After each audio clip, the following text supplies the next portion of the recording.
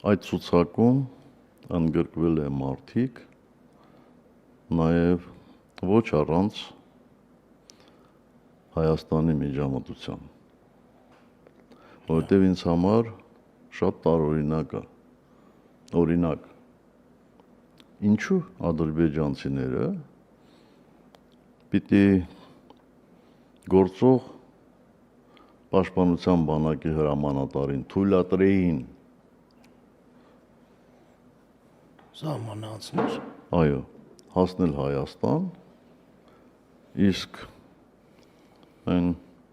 պաշտպանության նախարարին, ով արդեն 2 տարի